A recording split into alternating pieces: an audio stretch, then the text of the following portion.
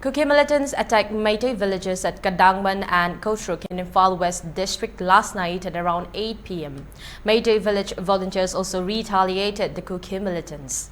Heavy exchanges of firing between Kuki militants and Meitei volunteers still continue, according to a source. The Kuki militants provoked firing using bombs and sophisticated weapons targeting Meitei villages located at Kadangband and Koutruk. 2 Kuki militants were allegedly killed and some injured in the incident.